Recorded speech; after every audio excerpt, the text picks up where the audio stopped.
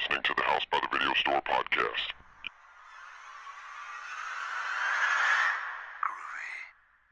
There's no more room in hell. The dead will walk near. We have such sights to show you. I kick ass for the Lord! Praise God! Give away! Welcome to the House by the Video Store podcast. I'm your host, William. Joining me will be Derek. Hello. And Sean. Hello. And on this episode, we'll be covering Beetlejuice. We will Beetlejuice. not be discovering it. Beetlejuice. We discovered it years ago. We'll be discussing Yeah. Beetlejuice, the Tim Burton film that was pre-Batman and before the animated series of Beetlejuice. Because I remember as a kid, the cartoon was out. Yeah, that's where I primarily knew of Beetlejuice. Like, I'd probably watched the cartoon and was much more familiar with it than the movie. And up until later in life. Because I remember as a young child, so the movie came out in 1988. I forget how old I was. It was when the cartoon was out. And I was young, so like 5, 4, maybe like 4. And I was at my cousin's house staying the night, and we went to the video store and rented Beetlejuice. And apparently the way that it was, they had some, like, VHS that had some episodes of the animated series and the movie close together. So thinking we were getting the movie, or thinking we were getting the animated series, we got the movie. So then my aunt went and put it in for us, and then, like, apparently it scared the shit out of me when I was, like, 4. And then my cousin wasn't allowed to watch anything related to Beetlejuice until, like, 10 years later. So For some reason, like, I watched the heck out of that show, but I feel like I watched the movie first because I think that's why I was excited for the show. But yeah, would have been pretty young. But I always feel like that, or I saw them both like nearly the same exact time. Maybe it is. Maybe I saw like one episode or the preview for the show. Yeah. And we were at the video store and I rented it. Well, it's just funny because, like, you know, because I'm obviously younger than you all, about 5 years. So when I started watching Beetlejuice, it was like in the mid-'90s, obviously on Nickelodeon. I think at that point it was just purely reruns. I don't think they were doing any more new ones. That show, I think I've told this story before, that show is the reason why I never played sports again, because my parents signed me up for soccer when I was like 4 or 5 or whatever, and it like whenever our games were or something was I would have to leave halfway through the Beetlejuice episodes, and then I was like, nope, not signing up next year. So Beetlejuice is the sole reason why I never played another sport past like 5 years old. But, you know, it's one of those things, like, I would like to revisit the cartoon show because on the Blu-ray I let you borrow, it has like 3 or 4 episodes on it. Yeah. I've watched them, I can't remember, but it just, to me, it's funny because, like, as you get older, like, when you watch the cartoon, it's very much as Lydia and Beetlejuice, and that's, I don't think there's the Alec Baldwin or Gina Davis characters in the cartoon whatsoever, or I don't ever remember them. Yeah, I don't remember I them think it's being just a part mainly of it. Beetlejuice and Lydia. So when you go back and you watch the movie, and like I said, my main thing was the cartoon, which was them two, and you go back and watch the movie, and it's really not about them at all. Yeah. Because Beetlejuice more- is a pretty small part. Yeah, He's maybe- like Jaws, like, you know, he doesn't show up.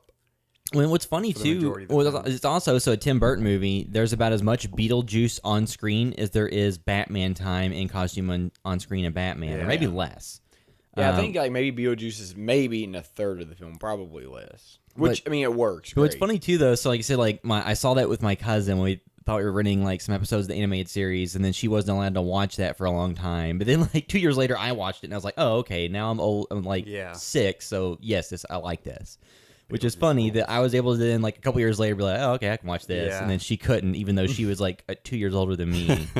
But, yeah, so before we get into Beetlejuice. And some Beetlejuice sequel news later. Well, it's not news, but we'll talk about the things that have happened along with the sequel Discussion. So before we discuss Beetlejuice, we'll briefly go through some recent news and things we've been watching. And something I saw in the news that I would love to happen, and I don't know that it actually will, but I would still love to see it, is Wesley Snipes has been talking up, like, being involved or being in discussions with Marvel about Blade.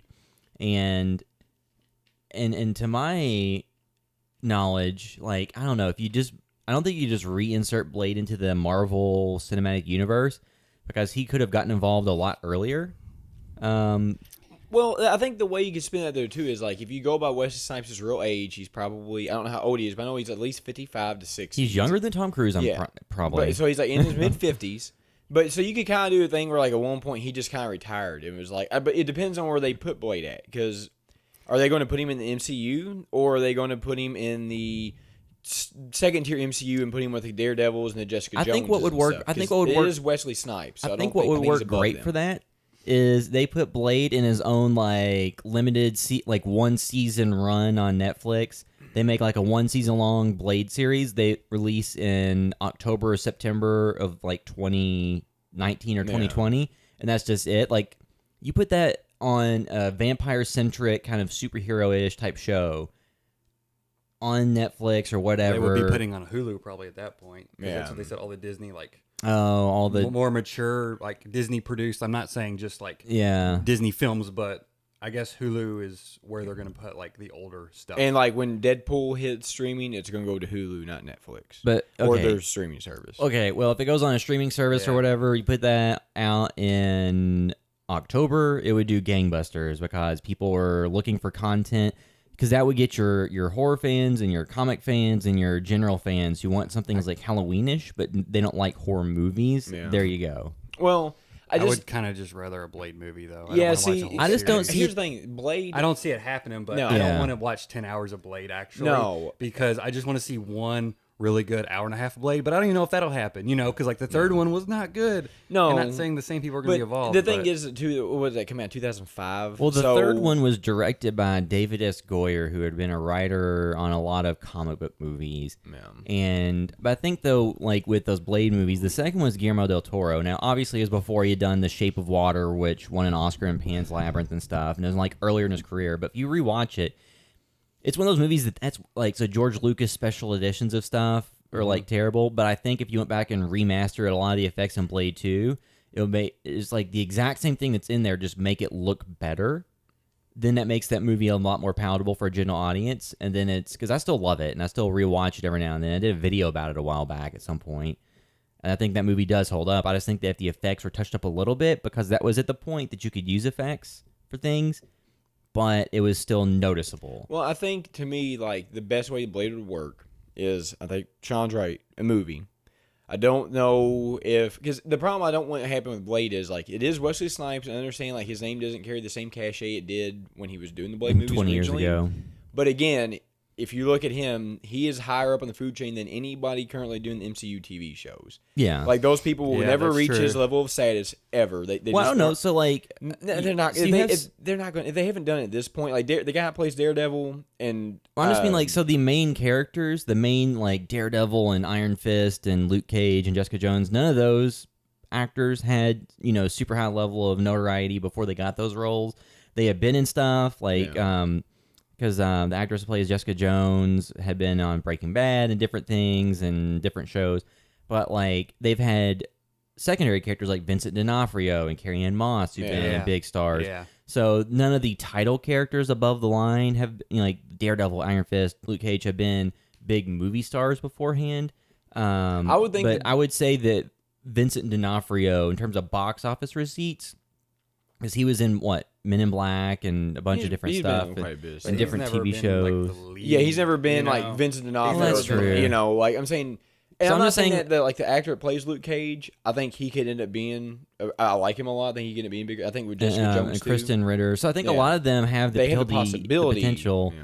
I don't know, like Wesley Snipes was a huge name 20 years ago. In the 90s, he was a big star, and then him doing Blade at the time was kind of a unique situation because like a top tier action star doing a comic property at that time wasn't super common. Yeah. But they didn't really approach it as it's a comic book superhero deal. They said it's a vampire rated R action And that's movie. what it was. It didn't. But again, like where I was going with this is, I think maybe the best place for Blade. I don't know who owns the rights because all these Marvel characters are owned by everybody different. So I don't know if Going it's back to Sony. Marvel. So okay, so and now Marvel owns Fox, so they have the X-Men and the Deadpool franchise and all that Do they? stuff. They don't own Fox yet, do they? Well, 'Cause it's I- going through. I think was it mean, the it's- original? The original Blade movies are what New Line Cinema, I think. Yeah. So I think the rights with all those Marvel properties, you have to develop something with it within a certain time period, or the rights revert back. So What I think- about the TV show? Did that count? Because they made that TV show a while back. yeah, but that was TNT. still 10 years ago. Yeah, I just think like depending on Was there who an animated one somewhat recently also? There was that- Blade, there he was may have that- been in stuff. Well, there was that one music video, Gunship, that he was in it. Yeah. I don't know why I thought there was an animated series, but I guess I'm wrong. But I just think like with Blade, if I don't know who owns it, I don't know. So if it's in the, if I mean, he's I would love to see a good movie. Yeah, but I think someone that work with Blade at this point with Wesley Snipes is you get him in a another heroes movie where it makes sense. So I don't know. A movie if- that I think is pointless at this point is a Morbius movie Yes, starring that's Jared Leto. stupid. So if the Morbius Jared Leto movie is once he turns into Morbius, he's like, I'm the living vampire, and then like within seconds you see like something quickly go pink, and then like his head like tilts to the side and falls off. And then Blade shows up. He's like, I was born ready, motherfucker. And then the rest of the movie is Blade. Then that would be cool. That's awesome. But again, So there was a Blade animated series in 2011, but Yeah. Marvel produced that. But also they probably always had the rights to anything animated. You know what I mean? Like, yeah. not Well, see, live that's where the action. rights are so Yeah. weird because it's like, but to me, I think like yeah, because the cartoons have had all the characters in them forever. If I think if you do Wesley Snipes as Blade, if you can get him something with Spider-Man in it, which is usually what you associate him with, because when we were younger, he was in a couple of that. Not Wesley Snipes, but the Because I know that you want like a or Deadpool. Like I think that's where it works. I Well, don't know anywhere else. a Blade Deadpool, that'd be awesome. I don't know if that would happen. That's where I but- think that works to me. Well, I think that Blade Deadpool would have to be years down the road Yeah, I because would all the rather rights. just be Blade, just like go very like horror gothic. You know what I mean? Like Yeah. I want it to stay that tone Yeah. of like this is a horror centric hero. Yeah. You know what I mean? To give it a whole different flavor of something like Deadpool, because you bring in Deadpool and suddenly it has to be funny. You know what I mean? Like Well, yeah. Deadpool's not gonna. The thing that makes me mad in retrospect is that Blade Trinity had him fighting essentially like Dracula kind of, it was like Triple H, wasn't it? well, Triple H was one of the vampires. But the thing is, it was like, okay, let's look at this real quick. Like, I'm going into Bond real quick because this kind of relates. In Spectra, you have Dave Bautista as a villain. Spectre. Well, it's Spectra, I think. Oh. But you have Dave Bautista, and you fight Dave Bautista, and so you beat Dave Bautista, who's the big muscle bound guy, and then you fight another big muscle bound guy, which is what happened in Blade Trinity. You fought like Dracula wasn't the gothic, skinny, creepy guy, it was just a big muscly guy, and you had two of those guys in the same movie. Why do And then the prior movies, so the first one that had Deacon Frost, I'm forgetting the actor's name right now, but you had like 90s, 2000s white guy, right? But you had him go against like the new school vampires, and then in the second Blade, he went against like the open mouth, different mutated vampire that eventually is kind of what the show The Strain looks like, I think. Yeah. And then the third movie, he just fights multiple muscle bound guys. When actually Ryan Reynolds fights the Triple H character. If you forgot, Ryan Reynolds was in a Blade movie in the Marvel universe before. Kind of playing the Deadpool-ish character, because he had two swords and they fought. And Yeah, so he was in that before he was Wade Wilson in X-Men Origins Wolverine, and then he was Green Lantern, and then he was Deadpool. But like a Blade movie, if you have a Blade movie where it's like a horror-themed movie, I don't like that they kind of wasted the Dracula or like Vlad the Impaler or whatever. They kind of wasted that with it being set in modern cities and towns. Because to me, when I heard that they're gonna have like Blade joined up by a team called the Night Stalkers and go up against Dracula, I was like, Blade fighting through some like Romanian castle or something. That's actually like a badass idea. Might sound corny, but I bet it'd be fun as hell to watch. And they didn't do that. yeah, they just did. They had him in modern clothes in like a city. Putting their iPod in, listening to their playlists while they're fighting. Don't forget that, because that was No, like I don't forget that. Yeah, but that was like a big. Never forget. But she was like on her iPad or iPod, like setting her playlist up, and it's like they made sure to name drop it. that probably paid for one whole fight scene of that movie. Yeah, but it's Because just funny then- because I will never forget that scene because it was just so obvious. That it was And like, then, I would have taken one less fight scene just for that. it was just like Wayne's World. We're like, we would never be a corporate sponsorship, and they're eating Doritos. Because Ryan Reynolds' character is like, yeah, she likes to listen while she kills. Yeah. Like it's whatever the kids listen these days, trip hop, blah blah blah. Like I don't remember these dialogue lines verbatim. They It's don't just, matter. It's just And Ryan Reynolds' like rapid fire jokey dialogue seemingly works better when it's him having a hand and being able to write it and working with writers that get his comedic sensibilities and timing, like Deadpool. Yeah. Versus that, and apparently like that was the movie where Wesley Snipes on set would only let people yeah. refer, because heard the thing with Patton Oswalt. Wesley Snipes would only let people refer to him as Blade, and he went to like the second they were done shooting, go back to like his trailer and just lock the door. Yeah. Because he was upset that they had like these side characters they're bringing in to try to spin off, maybe to take away the limelight some. So I think at this point, after him going through all the financial troubles with tax evasion and stuff, he's probably ready to work and hungry to do that. And I've always liked Wesley. I would love to see him back again as Blade. Yeah, he's That'd be always cool. awesome. But again, maybe Sean, I think you might be the more right. Is like, depending on what you do with him, give him a lower budget, like Deadpool 1, $50 Get million. Blumhouse in there to co-produce it. Yeah, do something and just do a true to life horror movie like that with Blade in it, and you could easily make it for $50 million under. Yeah, and you you get can the even, originals. And there is some Spawn news because Greg Nicotero is going to do the special effects for Spawn, and it's going to mostly be practical.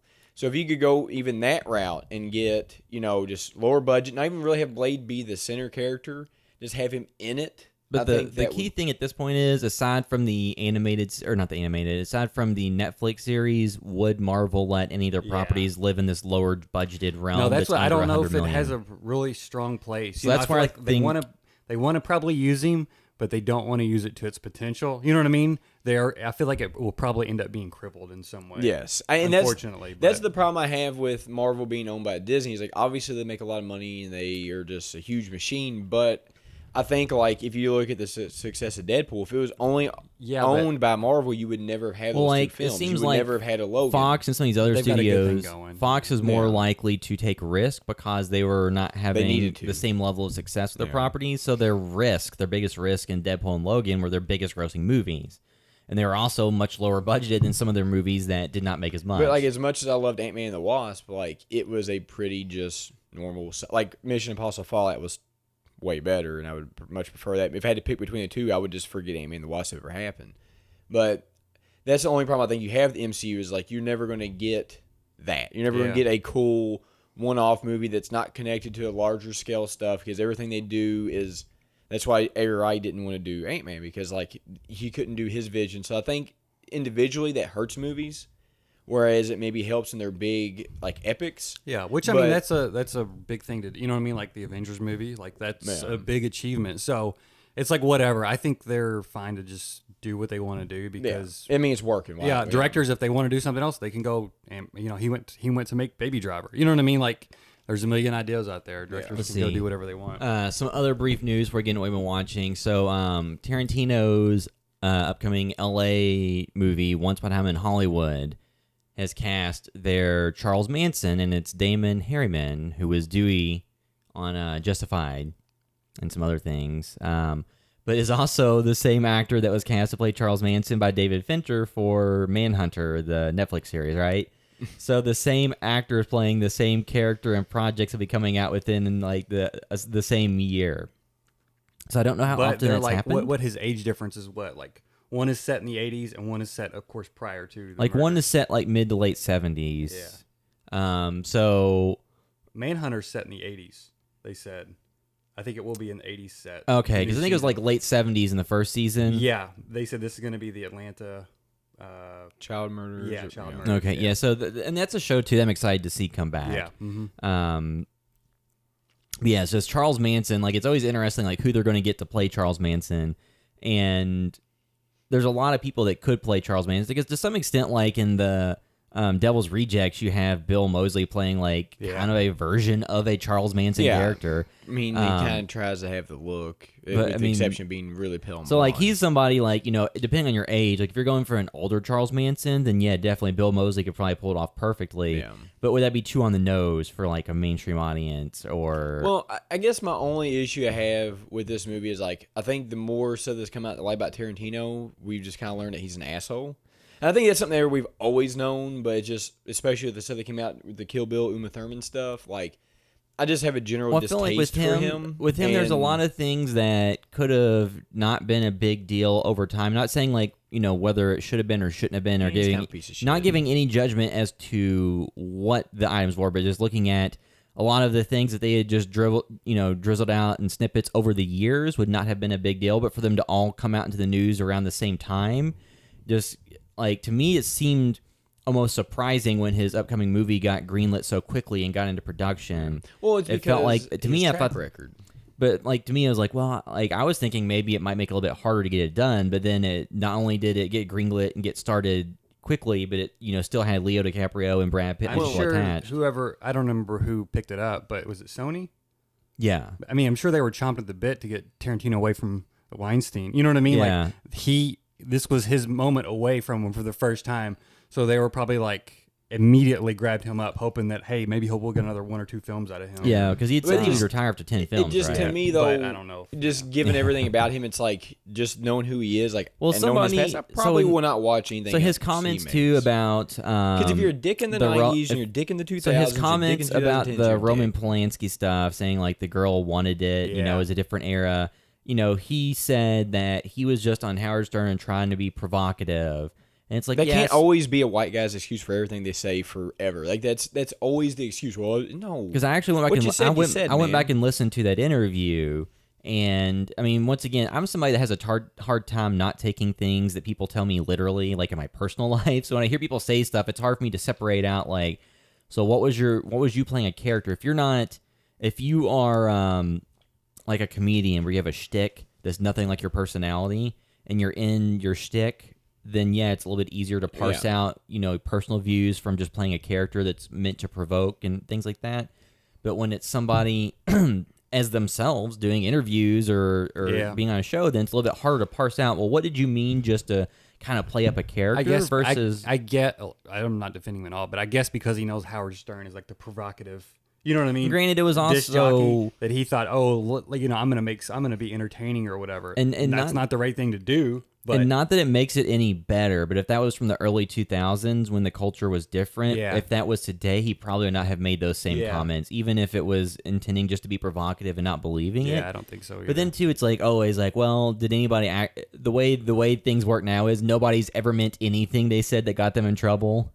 And yeah, and two, the way, you know, I like a lot of Polanski films, but the way, like, I'm not praising Polanski as a person, you know, but the way Tarantino is about some directors, you could see him using that as a defense. You know what I Yeah. mean? Because he worships some of the things he's done with the way Tarantino sees cinema. You know what I mean? Yeah. Like, you could see that being, oh, he is on the defensive for Polanski, not he's just trying to be provocative. but he's a douche. But regardless, it was just interesting to me that the same actor would be portraying the same historical figure in two different projects that are pretty high profile, because it's not a case of I would need to, like, I'm trying to remember on American Horror Story, they had the one season where it had serial killers on it, because the guy, like a detective at the hotel season, that's like, on a certain day, spirits can come back, so there's a bunch of serial killers having dinner or something. And then I'm trying to remember from Zodiac, what's his name? Arthur Lee Allen. So he was in there, or no, not John Carroll Lynch, the actual actor, John Carroll Lynch. He was on that, and I'm trying to remember if he was Zodiac on that or not. But I don't remember if there's been too many instances of the same actor portraying the same historical figure in different things. Just an interesting thing. I mean, aside from like super low budget schlocky stuff, I'm sure it's happened. I'm sure there's been independent actors that have played Hitler and a bunch of stuff. I was gonna say, yeah, there's But- probably a bunch of people that have portrayed. That was the one thing I was going to because there's so many But movies where he didn't even have aside from lines. Hitler, Yeah. I'm not sure that's happened too much. What so, about that guy, the got a light guy from Twin Peaks? They said he portrays Abraham Lincoln? But I don't know if it's just performances in person or on screen. It's probably staged. Yeah. I think what I remember Yeah. reading. So not like film performances, but like some people. Well, the thing that's interesting is it's too high profile. I don't know if Fincher cast him. I don't know if Fincher's still directing multiple episodes of this season. he's a producer. I'm not sure if he's directing it. because But he's he did involved. like but- 4 episodes of the first season. Yeah, he did a few. So hopefully You he's can doing definitely tell. these. So that's the noteworthy thing too. It's like Yeah. a high profile show coming from Fincher, produced by Fincher, and then Yeah. you've got Tarantino's new film. Like, you know, 2 of the biggest people in cinema right now. who will use them better. So yeah, so we'll have to wait to see how that turns out. But I guess now we can just briefly move into things we've been watching before we talk about Beetlejuice. I finally got a chance to see Mission Impossible Fallout. Finally, got to see it on the big XD theater screen, huge screen. Was there still many people there to see it when you watched it? No, oddly enough, when we saw it was just Julie and I, and there was like one other couple that was there that didn't left like right before it started. So like I think they may have just been trying to duck out of another movie into another one or something. But we were the only ones in the theater, so we had the entire huge ass XD screen to ourselves. Now you know it was phenomenal. It looked great. Because watching it after we had it done, it's like, the thing is with a lot of the like Tom Cruise doing his own stunts, a lot of that, is kind of a gimmick. And two, the only thing I think that is worrisome about somebody at Tom Cruise's level doing all of his own stunts and pushing himself to do all these things is if he wants to do that and he puts the time and training in and does it safely, that's great. And it makes the movies look better. And it's not like Face Off where you see people flying around that aren't Nick Cage. Like, obviously not Nick Cage. So, it does just add a level to the movie that the person that's on this thing is the actor. They might have to go and scrub out some wires or something, but it is definitely the actor's face hanging off this helicopter or flying a helicopter. All these things where you're like, that just adds to the movie's feeling because you're not taken out of it by seeing obvious computer animation or stunt double faces. Yeah. But the only thing that my concern is, like, does Tom Cruise doing all of his own stunts make a lot of people on the low level, the independent level of filmmaking, think that they need to do the same thing and push everyone to do their stunts too when they don't have the resources that Tom Cruise has? Yeah. And they don't have the years of expertise and training. And a movie like Mission Impossible Fallout probably has stunt people and safety people and paramedics everywhere. Yeah, but that's not Tom Cruise's fault. He ain't got to work. You know what I mean? Like, No, I'm just saying, like, so he's for just him, trying to elevate it. Yeah, to so the for highest him, he it's can. awesome, Yeah. and he's one of the few people that could probably, if here's a movie, somebody steals something and they need a high profile celebrity to be able to use their clout and like the air of, oh, they're a celebrity to somehow navigate these channels to stop a real world thing. Tom Cruise could probably do it because he could probably fight and do a lot of the things, because they said for the movie he learned to fly a helicopter in like less than half the time it usually takes and all these things. So it's like Tom Cruise could probably actually go on a secret mission and pull something off. Him and Keanu Reeves. Here's the movie. Keanu Reeves and Tom Cruise team up to take down a terrorist I was thinking Jackie organization. Chan too. Yeah, Jackie Chan. Yeah, 'cause he's also the king. well, see, of And he's those also stunts. up there. If you had Jackie he still Chan does 20 his years own- ago, Yeah, well, even now I think Jackie Chan, for depending on a lot of the movies, still does his own stunts. Now he and Tom Cruise are both getting to that age where it's because Jackie Chan's older, yeah. but it's like there's gonna be a certain point where they just can't do that anymore. What if like they're 75, 80 years old and they're like fight scenes, but it's actually them. They don't have to be the fight scenes that they're doing now or 20 Yeah. years ago, but they could be a little bit slowed down because it is 280 Yeah. but they're actually doing it. Well, that's the thing. The thing that I like about Mission Impossible is I understand too. Like there could be, no pun intended, like a little fallout for, like you said, people on the smaller end. But it's like I'm going to do a wrestling analogy, and it's like, but then again, you do the same thing. Like you look at what some of these like top wrestlers are doing and stuff, and it's like then you pick up people. It's like that's on you. If you look at like a professional doing this who has a professional equipment, professional training, and all this, and you try to replicate it on your own. Or if you're like anything on that, or if you have a car that's like souped up and you go watch a Fast and Furious movie and try to replicate it, that is on you. You should know better. You Well, are yeah. not them. You do not have. Yes, you can't what they blame. have. No, I'm not. And to be clear, I wasn't saying anything negative about that No. movie's approach. I'm just saying, like, coming out of it, it's like, has this, have any people been encouraged to try to do the same level of stunts to their own, on their own when they shouldn't? And like that has nothing to do with this. I was just coming out thinking of like that's a thought because on independent stuff, you often see people do stuff that's not safe, and you would- look at the budget. yeah, and two, it's really funny that watching that movie and Henry Cavill's mustache is the reason that Justice League has the weird Superman stuff.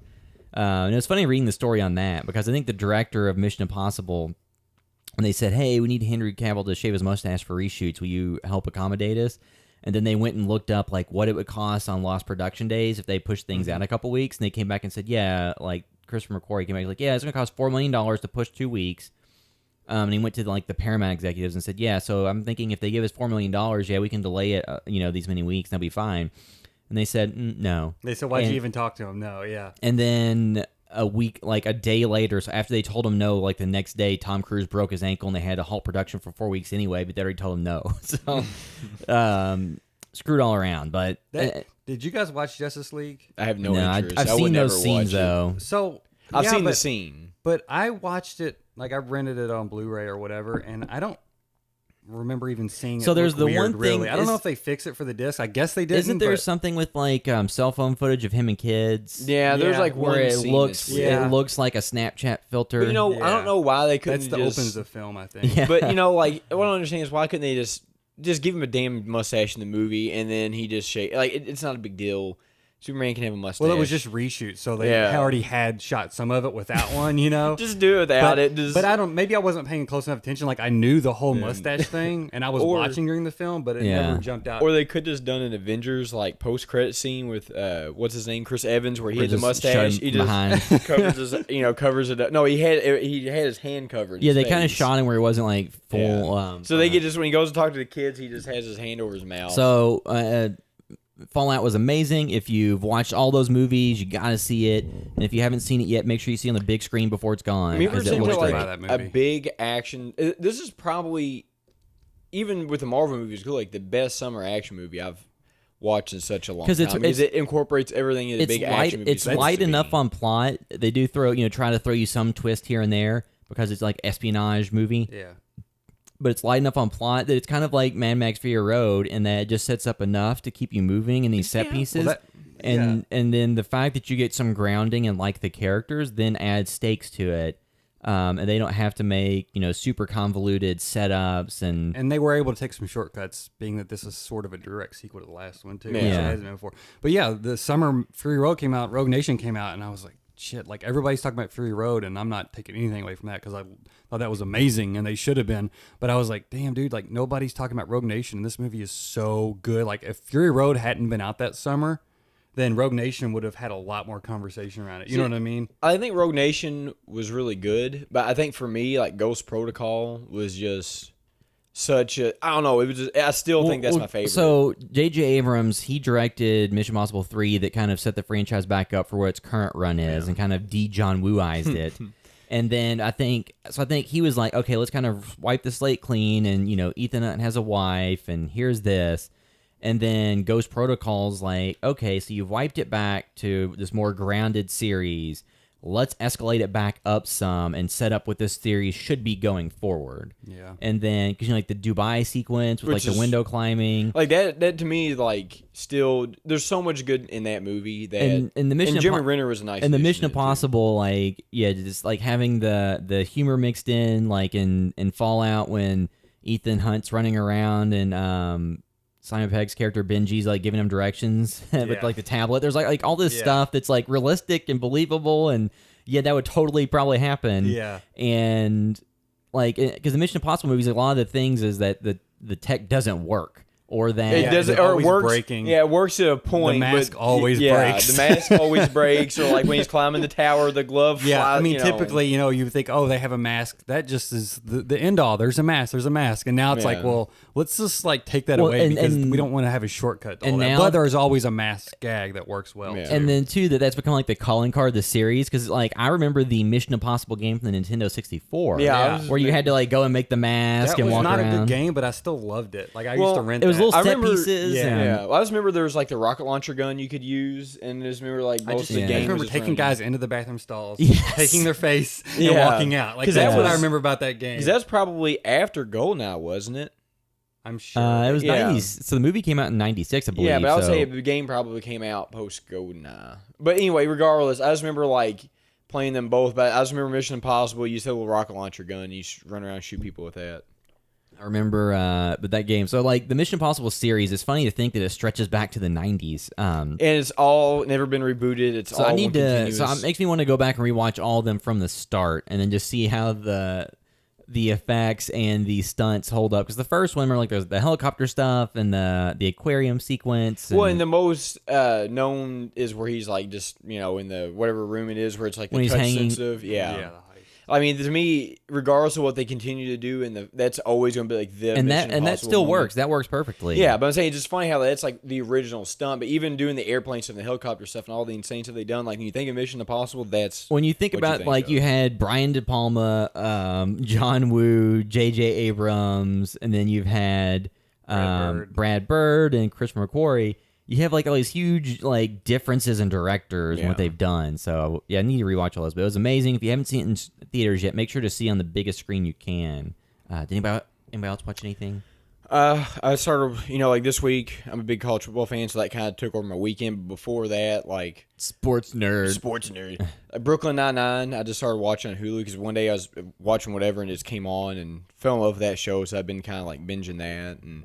Then when I had a little bit of time, I kind of revisited some of the Bond movies just because like there's been news about Bond 25 and stuff about Danny Boyle stepping out. And the one thing, I mean, you kind of talked about before the podcast, is I wonder if the success of Mission Impossible, which because they're both espionage movies. I think the critical reviews, not the box office. Yeah, so not the much. box office because they still can't touch the Bond movies, but as far as box office. But I wonder if the critical success will maybe influence the direction of the next one, since this one's in limbo. And they want to top and they or compete Yeah, on that so level. I just wonder if that will have any type of, or if they are just going to look at him like they don't compete with us on money. Franchise, we got 25 films. This would be our 25th. That's our 6th. Not worried about it. We're going to do what we want to do. Yeah, I mean, I don't know. I feel like they have their mantra for the Bond films, and they were kind of sticking with it. Yeah. Because like Ethan Hunt, the thing about him is he never wants to be doing the things he's doing. You know what I mean? Yeah. He's always Yeah. like, well, this is what we have to do the mission, and it's just like the craziest stuff. Like Bond, he'll have a mission and do it, but it's never like, I don't know. They never like fold over on top of each other. It seems like complete. Like obviously things don't go as planned. But it's always like, oh, here's a little set piece. This happens, and this is great, and then we move on. You know what I mean? Like Mission Impossible movies, it's just like they stack the insanity on top of each other on top, and it's like strings along 3 big scenes that are all set pieces that build on one another. Yeah. And it's like Bond films won't spend like a half hour on one big, you know what I mean, set piece. And I just wonder because when Spectre came out, it did good box office wise, made $100 million, didn't make the success of Skyfall. But I just want, because that movie to me, after watching a couple of them, just the Daniel Craig ones, like they start off kind of grounded, the Casino Royale, which still they're not real. It's not, they still have the Bond stuff, but they start off more grounded. Then this one to me was the one that felt the most like the just normal Bondness of all the Going other back films. to the which Roger was Moore. kind of weird because they've been so against that. So I kind of hope with the Bond 25 they get back to more of Well, the I think what happened Skyfall, is Casino Royale, Quantum of so Solace. towards the end of the Pierce Brosnan era. So after that, it got so wonky. you had the Jason Bourne movies come out. They kind of said, well, this is kind of where espionage is now. So then they kind of regrounded Bond a little bit to be more in line with that. Not the shaky cam style that Greengrass used for those movies, but yeah. Yeah, I just wonder what the 25th Bond is going to be like. Is it going to be? Because Will it end up happening? There's too much money on the table for it it's not going to. to happen because they got everybody signed and they have casting and stuff. It just my thing is like you looked at Casino Royale had like a 90% of Rotten Tomatoes, did really well financially. The Quantum of Solace was not a bad movie. His success was mainly because it was a Bond movie. Then Skyfall was hugely successful, probably the best of the franchise. Spectre was dropped off a little bit. And so this one, if it follows in the way that usually works, this should be a really good one. Well, it's kind of like the Star Trek. Every other one's good. Yeah, and that's where this has been at. And yeah, I just kind of hope they get more back to the Skyfall, Casino Royale kind of groundedness more so than whereas Spectre got more just your normal goofy Bond stuff. So Not goofy, but just more like driving a boat out of a building as it explodes in the last second. That wasn't really how the first couple ones went. So since Danny Boyle dropped out, there's no director attached right now, right? There was Or that's one- right. They're talking rumors. about Edgar Wright and all this stuff. Yeah, but- there was somebody else he That's talked right. about, and I can't because I read a big article about it because there's like 2 different scripts, and Danny Boyle had done his own thing, and I think they're scrapping that and just, just gonna think go if they want grounded, Edgar Wright's maybe not the Yeah. one Well, I think that would want to go at in this that point, it's direction. probably just trying to get like prominent British directors, Yeah. and you have like him, and you have some people like Joe Cornish, who's not as accomplished because he's written a lot of things and directed Attack the Block, but in terms of like his name recognition, isn't attached to big movies. Oh, one other movie I want to talk about, and I don't know if we ever did a podcast about, was Hardcore Henry was on Netflix. Shelby and I did a review, Yeah, video and review. I Who was watched in that, Hazard and Brush with Death. It was a cool movie. Yeah. But the only issue I had with it was like there was no actual plot. No, Like, it's- and that, I mean, there was a plot, but like as far as a movie, it felt, I mean, I know what their point was to make a video game movie. That was what they were trying to do, and that's what it felt like. But like the only character you really cared about was the guy that was in, I can't think of the name of the actors, the guy that had all the, I don't want to spoil anything in the movie, nobody's watched it. But he's in the movie Returns into Alien and crap. District 9, Yeah, Charlton District 9. Copley. Yeah, like that was the only character you Yeah, liked. I in like it. the cool. There was some cool stuff with Yeah. him in that. I And- like that movie, but like I saw it in theaters once in theaters. It was Yeah. a theater experience. It was very cool. It's like I'm going to see like almost a amusement park experience Yeah, rather that's than what it like a was. narrative Like it's just insane. Well, and two, stunts. is that type of thing that works better in small doses? Is part of a standard narrative where you go to something like that, or is the entire narrative from that perspective? I think to me, like that really is a one-time experience because I don't know. Because imagine a horror movie where it's the first-person perspective like that. Yeah. I mean, it but would- the thing it with could horror, work. the thing with horror, though, a lot of times horror works because you set up the suspense of you see this thing, this person doesn't see it, and then you're working out It's how it's called going to the Blair play. Witch Project. But it was an interesting concept in how it was made. It very much was. Like There a was video some game. very cool stuff, like the stuff on the bus with the flamethrower. Yeah, that was like, cool. There's some cool stuff Yeah. in that movie for sure. and it's just kind of a weird. It's not like any other experience. movie. Yeah. No, it's that's what I not. liked about it. Yeah, Like, it yeah, was it's not like a different. 10 out of 10, but it's just a Yeah. different thing, and it's very cool, and it's worth them making it. I think. Yeah, It's and worth- if you want to check it out, like it's Yeah. on. I think it's still on Netflix. I just watched it like last week, so it's still on there. But it wasn't. I mean, it was kind of what I expected. It's just it's a very fast-paced movie. Yeah. It's not very long, and there's not really much story. I mean, straight up like a video game. Yeah, too. it's plays straight like a video game. It kind of reminds me just almost any video game you ever play. You just get a very general exposition. Like this is what happens. Kind of like Half-Life 2. There you got go. Bosses and everything. Yeah, you got bosses, sub bosses. Yeah, Yeah, and that's just how it kind of works. And if you enjoy that kind of stuff, the only thing is, to me, this may be the best video game movie made. Even though it's not based on an actual Yeah. game, but just the way that it is, it's probably the best.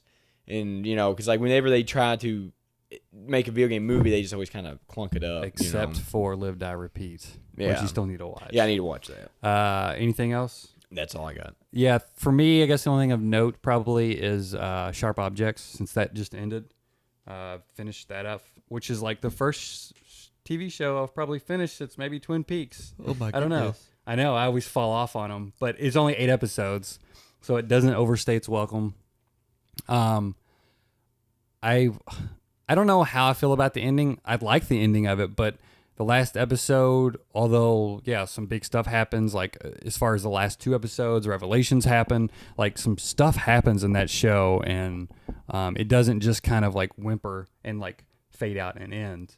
It is a limited series. This is supposed to be just one and done. Yeah. As they say, like Big Little Lies was also supposed to be that, but it was the same director that did the first season of Big Little Lies did this show, and he did not return for Big Little Lies. So he said he's done regardless. Yeah. He would rather work with the same people again and make something new, but that's not to say HBO may not somehow figure out how to bring this back or whatever.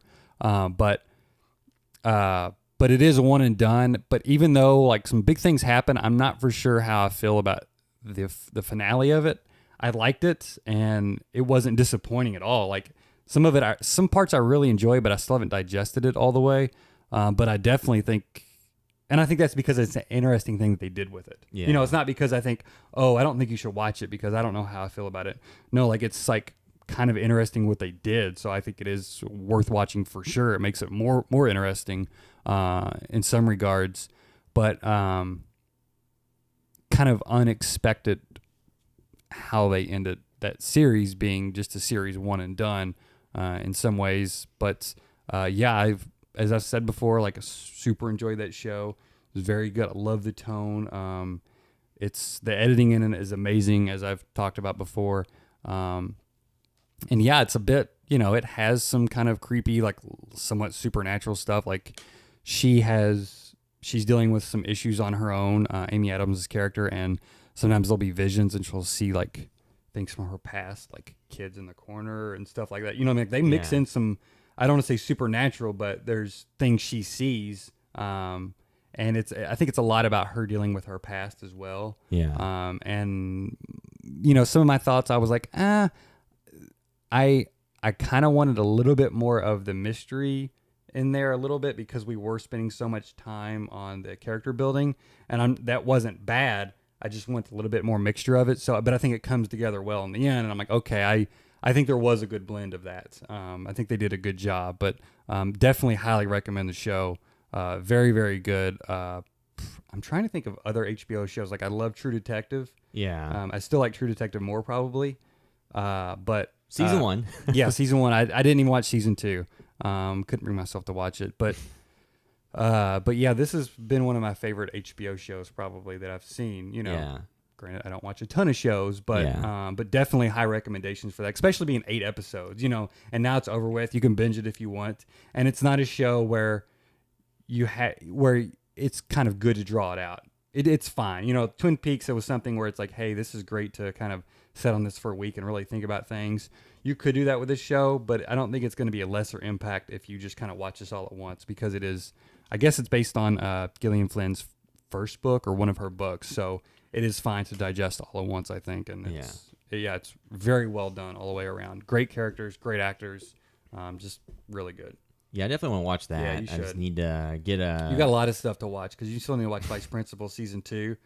Yeah, Vice Principal Season 2, Dude, it's Westworld phenomenal. Season 2. It's really good. Like, they changed tones a little bit. So I'm just going to, during October or September, at some point I want to get HBO for a month and just watch everything. Yeah. But, yeah, so is that it? Yeah, I got, we're doing episodes back to back. I'll bring up something else on the next one, I guess. Save it. So now moving to our discussion of Beetlejuice, the movie from 1988 that was Beetlejuice. But that was from 1988, which was a Tim Burton directed movie that had among the cast Alec Baldwin, Gina Davis, Michael Keaton, Winona Ryder, people that you probably real D-tier actors. people whose faces you would remember, like Catherine O'Hara as Delia, the stepmom, like you would recognize her because Home Alone. And is she in Spinal Tap too? She's in all the Christopher Guest stuff. Like, she's phenomenal. And then on IMDb or whatever you're at, that Winona Ryder is so far in the back. Yeah, well, it's interesting to do that. Maybe it was just going based on the billing of the time the movie came out, because she was a child actor. But there was who was Robert Goulet's in this too? Yeah, or Robert Goulet. Yeah, which is just bizarre. Like, one thing I love about this movie is, do you think that this movie, given the way Tim Burton was in 1988, not now, it's just a young up and coming director that's had some mild success, would this movie get made in 2018? Absolutely not. The way it's written, so like we'll do full spoilers throughout because it's Beetlejuice and all the stuff. Would this movie get made with today? Beetlejuice No. being kind of a pedophile and talking like wanting to marry and be with the teenage girl? Have you read anything about the original script? No. So we can talk about that a little bit more. But yeah, this was hot off the heels of Pee-wee's Big Adventure. Yeah. So he was a bankable success, and I think Batman, they had greenlit the script development for it. Yeah. But they didn't want to put up the money for the film yet. So this was kind of while Batman was in limbo. Yeah. And I guess with Keaton, they said, hey, let's do Beetlejuice, because this script was passed along. And then he had some people rewrite it and obviously rework it. But so the original script, I don't remember. Can you see who wrote the original script on there? I know you got IMDb pulled up. But anyway, the original one, which, as writing something like this, you would kind of expect was much darker. At least the first passes on it. There's 2 people credited for story and 2 for screenplay. So story you credited as Michael McDowell and Larry Wilson, and then screenplay was credited Michael McDowell and Warren Screen.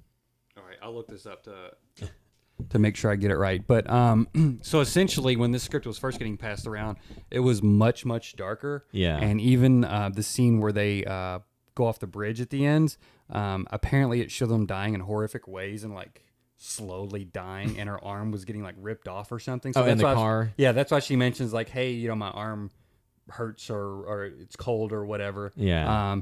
So it was a lot darker. Beetlejuice, I think, was also wanting to... I think they had a younger daughter. He may have killed her. He was like homicidal. Like, he would like kill indiscriminately. Yeah. And also, I think he wanted to rape Lydia, not marry her. Yeah. So it was even like way, way darker. Yeah. And less humorous, I think. Which you could see that kind of thinking about how crazy this ideal is. Like, that's what my wife, she always asks, and she's like, I know I've asked this before, but was this a book or was the TV show before this? And I'm like, no, because it's just such a wild thing. It's like, where did this come from? You know what I mean? Universe. It is so amazing. And the thing too, though, like, it's probably one of the, and I'm not just saying this because I love this movie. Like, it is one of the most original movies I think that has been made probably in the last couple of decades. And I can't think of anything that's nearly quite as original as this. Well, so the main thing too, though, is to caveat that with something that's a live action movie with actual actors that were recognizable at the time that had a budget behind it. Yeah. I don't know too much with an else. up and coming director that had one big success, but still wasn't like because the budget they got for this movie in the 80s wasn't a small budget. I mean, it was a couple million. I mean, they 15, I think. yeah. And And they you're only spent $1 million on the effects because he wanted Yeah. to look like films of yesteryear. Which Yeah. is, you Yeah. know, would he do that now with this supposed maybe sequel? Like, I wished he would. Well, the and thing not is, just, though, to remake the movie that they did with the original Beetlejuice today, you know, chroma key and Oh, green yeah. screen, you can make that stuff look so much better on no budget. But I hope they don't, But you because know? it would take. I'd still think like that's what makes this movie still has its charm is that. Well, and you have like the practical sets, and you have the kind of like, you know, big skewed doorways, and at the end when Beetlejuice and Lydia might get married, like the guy that like the officiant for the weddings is like this kind of rubber suit creature. Yeah. And there's all these things that just make it fun. But just rewatching, I forgot that Beetlejuice drops an F-bomb and other stuff, and because if your main memory of Beetlejuice is the cartoon, obviously very all that is kid-friendly, way tamed yeah. down, and Beetlejuice is more of just he's a horn dog in this. Yeah. in the cartoon, he's just more of a kind of out there character. He's not. Because him and Lydia are very friendly in the cartoon, and they're like buddy buddy. Whereas like in this one, and I kind of always took it like when he married her, it wasn't necessarily because he wanted to marry her; it was because he just wanted to be free. Yeah. And Yeah, it's like a what do you call it? like he was exploiting her because she was young and But naive. he made a comment earlier about calling her something. I forget what it was, like Frankenstein's daughter or something. There was Yeah. something he had called her when. But I can't remember if that was because she was like For him to goth. get citizenship in the real world. Yeah. He wants a green card Yeah. marriage to Yeah. get out of. He was an illegal immigrant from the afterworld to the real Well, world. also too, the original version of Beetlejuice, he was a Middle Eastern man, yeah. so it was probably good that they just played him up as being, you know what I mean? Like they toned it could not be viewed as giving a stereotype. You know what I Yeah, mean? Like a yeah. Pooh from Oh, Simpsons. But then too, though, like the actor Jeffrey Jones was arrested for alleged sex acts with a minor. yeah, did you know that? Yeah. They happened like Every- the 2000s. Every time I watch Ferris Bueller and stuff, I'm Oh like, man! So looking on Google, Tim Burton. So I'm not gonna go. So here's a story that shows up in Google search results. Tim Burton, the secret pedophile king of Hollywood / Pizzagate. Yeah. It's like, okay. Well, now we got off the topic a little bit. We're talking about the actor. Is weird that he ended up getting in trouble for all that, but it was later on in his life. So it's kind of creepy It kind now. of harms. It A lot of it hurts me movies. to enjoy his role too much. Like he still does on screen stuff is great. You know what I mean? Yeah. Obviously, not good for supposedly soliciting. I don't know if he was convicted of it, soliciting a 10-year-old to pose nude or whatever. Yeah. But I mean Ferris Bueller too. Like he. But he was an actor that was in a lot of those types Yeah. of movies. He's fit that role. Yeah. Because there's other stuff I remember him being in as well. But you kind of get those guys, especially in the 80s, that just kind of like in the 90s, that just ended up being in those roles a lot. Wasn't he also, or am I even getting confused with somebody else? He wasn't in Ghostbusters. That was somebody else, wasn't it? The guy that not was Walter Ghostbusters. Peck? Oh yeah, okay. that's- That, yeah, it was not. but they kind of they're Yeah. kind of similar. But again, just the originality of this film is what still just impresses me, and like the big set pieces and just like the kind of spin that you got in this movie in the afterlife, which was kind of like just very weird, and it didn't It's like a bureaucratic system, Yeah. like where there's a system to it. It's not just, Yeah. it's just not, you're not out in the ether. Like Yeah. you have to wait in line to see your case agent. You know what I mean? To see your But caseworker. you had to hunt your house for 150 years, Yeah. and it doesn't really go. What happens after the 150, you don't really know, because like Beetlejuice is apparently, if you listen to him, he's been around since like the plague happened. Yeah. So he's been around for a long time, and you don't really know where he's from or anything about him, which I think works. yeah. And it's one of those things where it's like I think that Beetlejuice is, because he's such an intense character, the fact that he's on screen so little works, because I think his charm only works because he has small amount of screen time. Yeah. Because like he is a creep and he is Well, disgusting. it's just like if you meet somebody that is just a ball of energy and is really fun to be Yeah. around, but some other people are like, no, I can't handle this guy. It's like, it's fun if you're around him for just a little Yeah. bit and then you kind of break away. But, even though there are some great set pieces of this film, I was thinking like if they did make this film now with Tim Burton, would they need to make it 2 hours and have these giant set pieces where they have some really good small set pieces, but other than that, they don't go overboard with it. Yeah. You know what I mean? They didn't blow out the budget because they had to do this big, these multiple scene, costly effects. Like, you don't have to top yourself on having the craziest set pieces, and you know what I mean. It doesn't need to be Mission Impossible Beetlejuice. Like, No.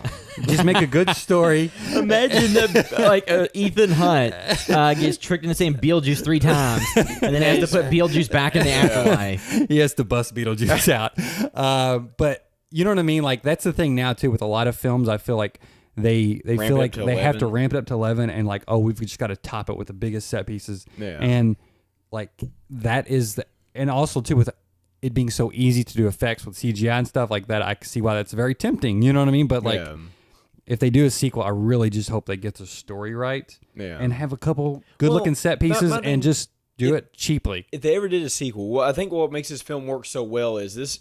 Again, when you think about this movie, just in hindsight, you feel like it's about Beetlejuice and Lydia. It is not. It is about Alec Baldwin and Gene Davis. It's about Adam and Barbara. Yeah, about their journey. I mean, it's also through the about afterlife. Lydia. You know, she's it's almost like she is. You know, she's suicidal in some degree, and they're telling her like, "Hey, man, you know, the afterlife don't." You know, well, because like, when it's not all. Yeah, it's not when all, she tells Beetlejuice, she's like, "Well, I want to get in." He just looks at her. He's like, "Why?"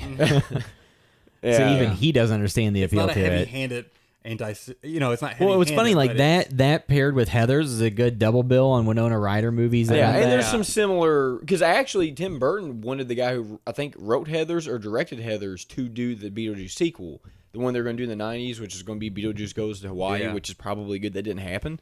But that's who he wanted, was that guy, because you know you had the couple of the same actors in the movie, you know, obviously Winona Ryder, and then the heavier set man, I can't think of his name.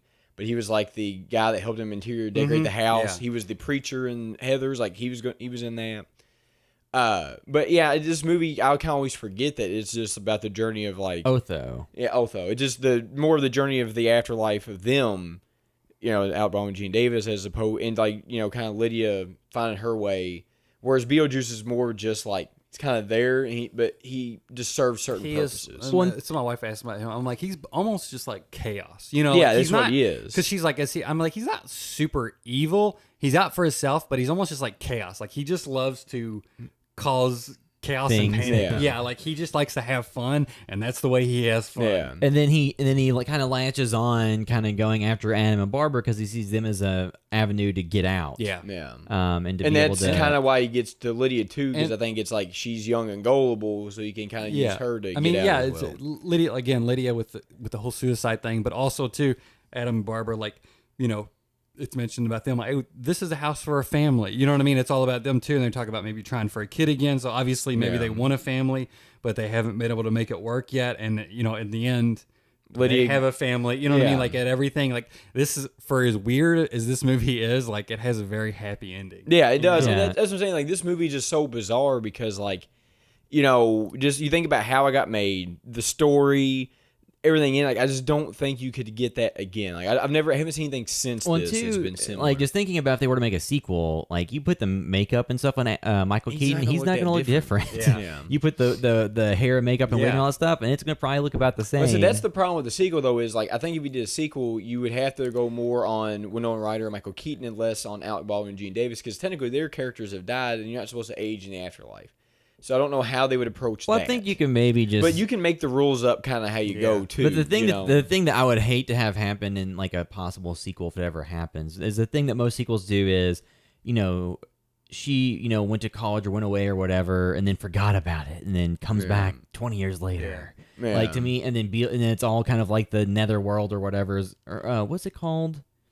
Isn't there what it's called? They're on Saturn, I think, but I can't remember what it's called. Yeah, I can't remember what it's called. The Netherworld or something. That was in the cartoon a whole lot as well. Because in the cartoon they also had like the neighbors, like the big hair guy. It's just basically Dune. Is what the netherworld is. But yeah, so like, but going back to the movie, like Beetlejuice itself, so.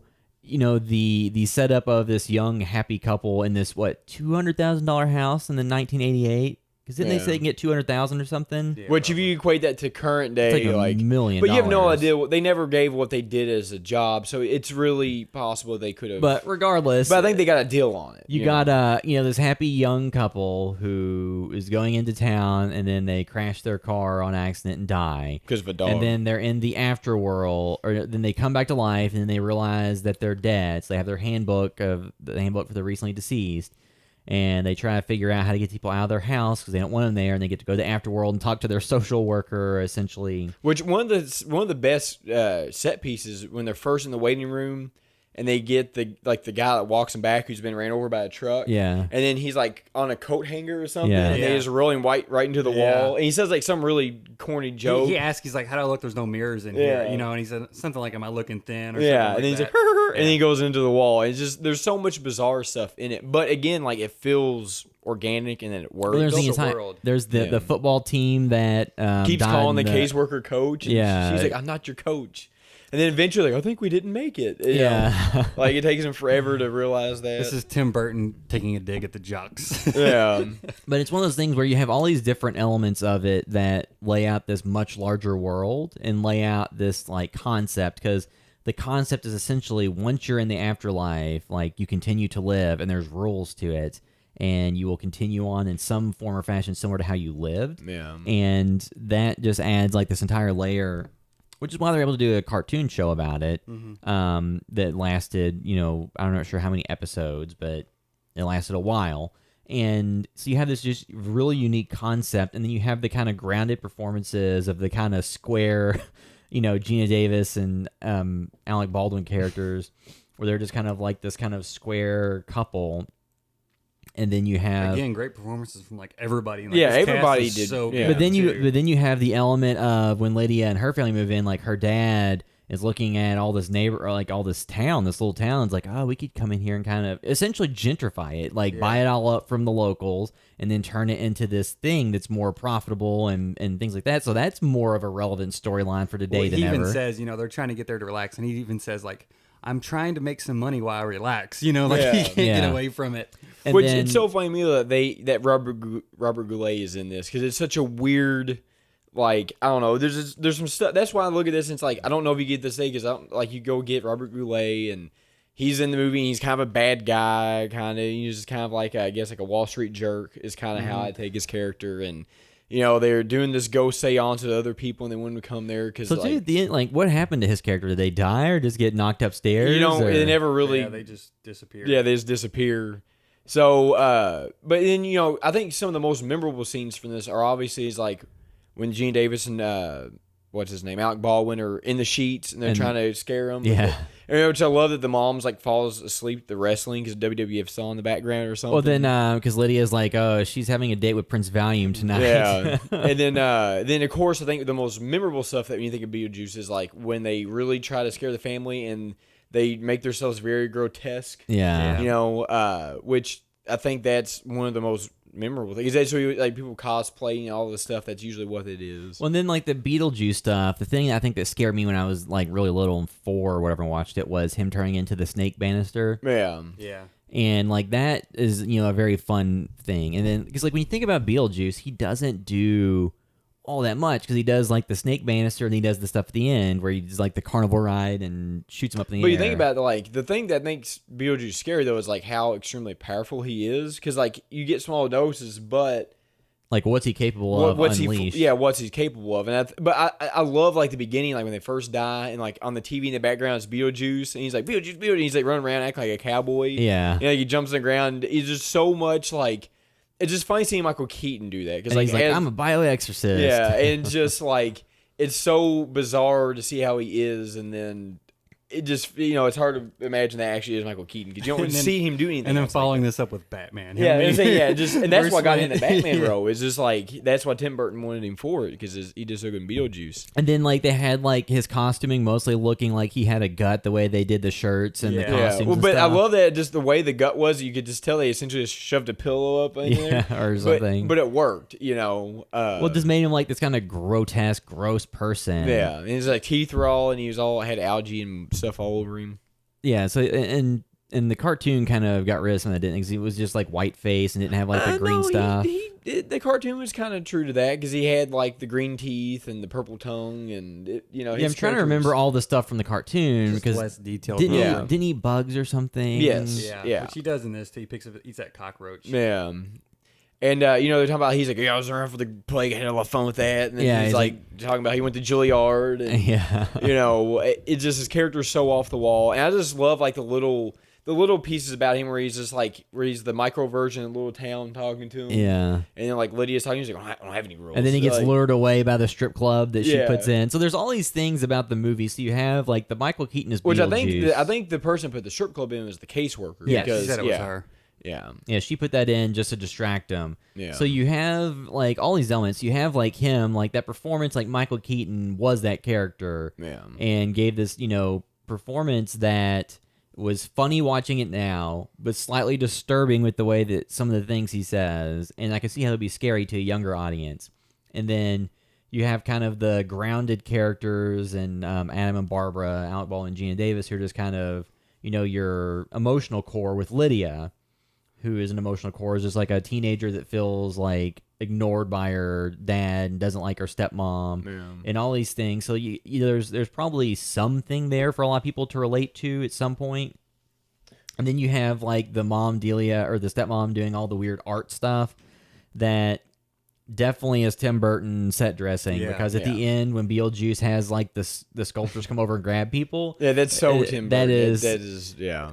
That is the definition. Even to when they're showing like a wide shot of the house and there's like a bulldozer out there. Yeah. It is a Tim Burton design bulldozer Yes. because it has like two little spider legs. Yeah, and digging he's up the doing- dirt. It's Yeah. not a So many small standard touches. piece of a construction Which was equipment. one of the because I've read some of the casting stuff. The person they originally wanted to play the mom was, I can't think of the actress's name, but she played Morticia Addams in the Addams Family. She's been in like You're talking about Angelica Houston? yeah, that's who they wanted originally. But because of scheduling conflict, she couldn't do it. And then actually, Juliette Lewis was set to be Lydia at one point, and then that fell through because they went through a bunch of actresses they wanted before, and Winona Ryder just kind of fell into it. But I think they were going for Juliette Lewis because they're around the same age anyway. Yeah. They probably compete for a lot of the same roles. Well, but just you wonder how differently that movie would have been. Which I think, what's her name, Angela Houston. Like Angelica Houston. I think that if she put her in there, I think it would have been pretty much similar. I don't know, but it just how much of a different movie would have been with Juliette and Lewis. another thing too is when you think back to that era, so that was 88, then not too later in the 90s, you had Beetlejuice and Addams Family, and some of these movies that were, more mainstream marketed movies and things like that kind of toward kids that were pretty morbid. yeah, so it's like you don't get that as much anymore. Maybe it's been like cartoons and animation, because even something like more modern like Coraline or Paranorman, the kind of like a studio stop motion, Yeah. those aren't anywhere near as dark as Beetlejuice really. Well, you think about Beetlejuice, like that movie is really not for kids, because especially with the Beetlejuice stuff, because like he sexually harasses Gina Davis in it and looks like, up her skirt, yeah, or looks up does her it- But I think breast. back then they didn't think that wasn't not for kids. No, You know what but I mean? yeah, I think they because just then think like, oh, yeah, this is because just then they made a cartoon about it Yeah. for kids, and essentially, like if you look at it, it's like you have however old Beetlejuice is, he's probably hundreds or thousands of years old, trying to marry I guess in that movie Lydia's probably, I would say 14 to 16, 15, yeah. in that range. Like, probably not old to drive on her own. No, because because like I think at that point Winona Ryder was maybe 18, but in the movie she was supposed to be younger. yeah. So that's kind of weird, but it just, and then they have the cartoon where they're like marketed toward kids because it's a cartoon. So it's just kind of weird how that was. And you said with the Addams Family and stuff, like throughout the most of that movie, Wednesday's trying to kill the brother, and Well, too, like we Yeah. talked about, like in the 80s and 90s, they would take properties and then make toys and cartoons for kids based on RoboCop. That's and, what I had probably like 4 or 5 Beetlejuice toys, Yeah. which was I was listening to something about. Did they have Happy Meal stuff of them at some yeah, point? it seems familiar. Yeah, I was listening to something about the Tick show, and they were talking about how like I guess Playmates bought up the rights to Ninja Turtles because it was an independent comic, and they made all this money selling these toys because they could sell multiple, like 4 different turtles. They had different people, but like the Tick, you buy one Tick and one of whatever the moth guy is. You know what I mean? Yeah. But like Beetlejuice, they at least had different forms for him. So I had like 4 different Beetlejuices. I think I had like the wedding one, the one with like the where he's in the stripes. Which, Yeah. that stripe costume, you notice he has bats on his ears too.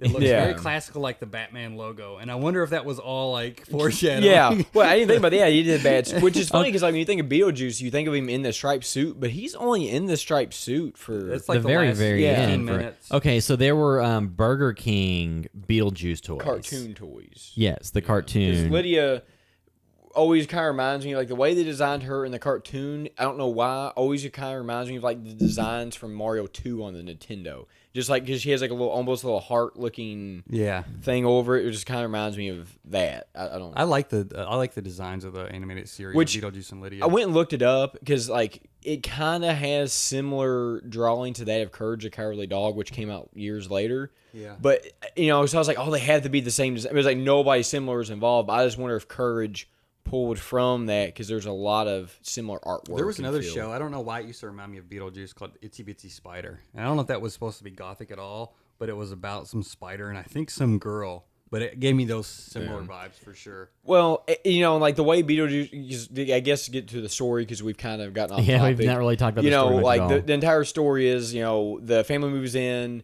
They find out the house is haunted. So toward the end of the movie, they perform a seance and they read through the book of the recently deceased. Because Otho finds it. Yeah, Otho finds it, and it brings Gina Davis and Alec Baldwin's character, and they starts to kill them because they appear on the table and they start to And age. they were gonna be, they look like the beginning of the movie when they see the spirits have been exorcised. Yes. In the other world. So it really forces Lydia's hand to marry Beetlejuice because that's his. Well, she just goes and asks for help, and then his request is, well, if I help you, you got to marry me so I can get out of here. And Yeah. she says, okay. And, you know, he comes out, and that's where you can see how ultra powerful he is. He like snaps his fingers, and they fall to the ground. They start becoming healthy again, and then that's where he does the carousel thing, which is a really cool design. And he throws Robert Goulet through the roof and his wife, and you never see them again. So who knows what happens to them? And just kind of chaos ensues. And then he what makes does. Otho wear a really nasty leisure suit. Yeah, he's like, "Ah," and he runs out, like, which is funny because that's like his biggest nightmare. Because that's kind of what he was doing to everybody. He's like, Yeah. your biggest nightmare. And he's just in a terrible suit, and he just runs out. I think he jumped through the window, didn't he? I can't remember, but I feel like it was just. Too, like another movie that'd be a good double bill with Beetlejuice. Well, I don't know because it's not really a good movie. Is Nothing But Trouble, the Chevy Chase, Dan Aykroyd. That's so. It was Because that's like another one of those like really morbid movies that I think, you know, because that was after Beetlejuice, but I feel like there was an era where people tried to make these kind of mainstreamish movies with stars in them that were just out there, and I just don't think you make those movies today. No. Granted, Nothing But Trouble lost a ton of money and was not a hit. When I saw like recommended movies related to this too, it was Death Becomes Her. Yeah, you guys seen that movie? Yeah, with the ones with Bruce Willis. Yeah, and Goldie again, like Hawn Bruce and, Willis, like that's Meryl like some Streep. big stars. Oh yeah. That's a good movie too. I watched that recently. Yeah, I remember that. It was covered at some point. It's just like, I think what happened though is in today's era, you wouldn't have as many instances of movies like this getting made where it has like, you know, at the time stars or, you know, up and coming stars get made for, if you equate the budget. So if you had $15 million in 88, that's probably more like 50 today or 45, something like that. So if you're making a movie today, I don't think you're getting between a $30 and $50 million budget with some stars in it to make these kind of out there concepts. I think if anything, it becomes a series on streaming or something like that. But yeah, it's for now, until the money falls out of that, you know, because like there's money for streaming. Like, they're spending all this money on it, but everybody's like, okay, where's the return going to come from? Well, because Netflix is just growing subscribers, so their content growing more subscribers than they spend on content is what makes them profitable. Yeah. But at what point do they reach a plateau and reach kind of like the amount of members they can get? Because in the U.S., they probably will peak at a certain point. Then they have the global market to contend with. Yeah. Well, something now that Which they are focusing I have on. Spectrum, and they're competing with streaming services. Is like I got to pick 20 channels I wanted, and it's $20 a month. So I get to do whatever channels I want. It's HBO, whatever. You can pick whatever you want, 20 channels in their list. And then you can stream all this stuff through there. So it's like if I pay $20 a month and I get all these other channels, and then I also get these other things, that's, I guess, their way of trying to compete, which you still don't get the Netflix originals. But it'd just be interesting. Like you said, eventually there's going to be a plateau. There's going to be a stop in growth. Well, yeah. So, but anyway, like where this movie ends, you know, Alec Baldwin and Gene Davis are able to get rid of Beetlejuice by saying his name 3 times, even though he tries to stop him. He doesn't get married to Lydia. No, the sandworm comes and gets him. and Oh, kills the him. sandworm eats him Yeah, because they they say bring it the twice. sandworm. Yeah, because Yeah. he sends them to the Sends nether her, regions. They come back. The sandworm eats him. So I and- Nether guess. regions. So I guess theoretically, when he gets married to Lydia, then or did he actually get married? No, I don't think so. He was about to say they were about to say something, and then Alec Baldwin Because he grabbed said the I ring. do, and then he made her say I do. Yeah. And he was about to then- put on the ring. That's what it was. And Yeah. then Gina Davis rides the sandworm end, and it Eats him. kills him or eats him, and then he's in the waiting room for the social worker. Which and then, they said after they had done test screenings was very positive, but still they went back to reshoot that the voodoo scene. Yeah. So that was added in, which if you notice, it's cut into the final dance scene as well. yeah. Which that's one of the scenes that kind of sticks with you because they shrink his head. And he's like, "Oh no, this is actually a good look for me. Like Yeah. it works, and it's Yeah. because he's It's like a final goodbye for Beetlejuice. Yeah, and he's knowing being like still around. Yeah, he's being a creep. And he's like the Yeah. girl that's been cut in half. He's like And rubbing he's her like leg. does not like the whole events didn't even phase him. Like, Yeah, he's he's- not in hell. He's just like, oh, he's in the waiting room again. Yeah. And then just kind of sets you up for there to be future Yeah. interactions. If there was. And I don't think that's probably their intention so much, just to have more, More lighthearted Beetlejuice. ending Yeah. and have this character that people liked and found funny or enjoyable on screen. Yeah. But yeah, like so the movie, all the performances, everybody does a really good job at what they're asked to do. And the music too. We didn't even talk Yeah, about because the the Danny music Elfman. Well, yeah, when it's like when the Beetlejuice theme starts to kick in, you're like, oh man, here we go. Yeah, like just even the opening of the film, just Danny Elfman. Like, what would this film be without his score? Yeah, you it'd know, be very different. Because when you you can think maybe get Jerry Goldsmith in there. You know, who did like Gremlins and all that stuff. Yeah. Like, you can he would be the next closest person. But yeah, Danny 'Cause when Elfman's score just does so much for this. when you think about iconic scores, like John Williams, obviously with like Star Wars and Superman, all these things, like John Williams, Indiana Jones, he's up there. He's got some of the top music. Danny Elfman has some of the, I would say, like aside from John Williams, to me, he's probably the second most recognizable composer because like Batman, da da da da da. Yeah, Like, which is funny because the Batman cartoon and the Beetlejuice cartoon both used those themes. Yeah. So like when you think of Beetlejuice, like you hear that, like you watch the cartoon, that's Well, that because it was has on there. and Beetlejuice has like the piano. It's like ding, ding, Yeah. all these things in my head. I'm sitting here. It's like remember it. And I mean, there's a lot of great composers. Just Danny Elfman stuff. Like what's funny is with all these modern superhero movies, you can't really sit there and say, "Well, what was the theme for the new Spider-Man film?" Which Danny Elfman did the original Spider-Man. Yeah, Sam Raimi one. You know. Yeah. and those are more memorable in my head than a lot of the current Yeah. superhero Well, films. because they don't have anything. I couldn't like the only thing I can think of is Iron Man because they always play. Well, the Avengers, AC/DC. the Avengers have like that one little Little fart line noise. Yeah. of music that you kind of think of. But like a lot of like Black Panther, what was the theme to that? I mean, they had more of the music in the movie. Had really good music. They had in really it. good music, but like I don't think of an identifiable theme for Thor or Captain America or any of these movies really. Yeah, they don't. As opposed to like Batman, you think back to the Tim Burton Batman. It always makes me sad that like so Tim Burton, back when he did Pee-wee's Big Adventure and Beetlejuice and Batman Returns, You forgot about Edward Scissorhands. Edward Scissorhands. So that little stretch right there, that was some impressive filmmaking, and I wanted to see more of that mode. And like you could argue if Sleepy Hollow fits in that mold or I not. like it. Too bad we didn't get this Tim Burton Superman with Nick Cage. Yeah. But like once he got into the Johnny Depp era of Charlie and the Chocolate Factory and the Alice in Wonderland, once he got to the psychedelic computer animation Johnny Depp stuff, then to me it's like no, I want to see him operate in the Beetlejuice Edward Scissorhands mode and have the realistic sets with the Art Deco, set dressing, and not have Johnny Depp do weird caricatures of everything. Because you go back and watch like Edward Scissorhands, he's great in that, and it works perfect. But when you watch the Charlie and the Chocolate Factory or Alice in Wonderland, you're just like, What's what the are you vampire doing, movie he dude? did with Johnny Depp? Oh, What's the what? He did a Dark Shadows. Dark Yeah, Shadows, Which was a remake of the show. Yeah. Or I guess there was a movie before the show. Like or I something watched like that. That was more of like the quirky mode, and that was Yeah. that was kind of a movie that didn't do very The well trailer at the box looked pretty office. good, but then I heard the wasn't that reaction wasn't. And I, then I saw Charlie and the Chocolate Factory in theaters because I was like, okay, cool. it was on I- HBO I- every day. I loved, It was a lot. Along with Has Wax. I loved Willy Wonka as a kid, and I'm like, Yeah. all right, cool. I'll see this. Went to theater to see it. And I was like, it's all right. And I never saw another Well, Tim because Burton film since then. He played because he had him Well, play. Big Not even Fish, at home. Big Fish is very Yeah. good. Big Okay. Fish is. I'll Big take that back. Yeah, Fish Big Fish is really is good. one of the movies that harpens back to like his original. Yeah, I 'cause it's set well, then piece, and you- it was just great. It's better than Forrest We Gump. have like Ed Wood and all that stuff. So you have like a lot of his Wood's stuff. good. So I feel like once he got into a certain mode, you Money. knew what you were going to Money. get.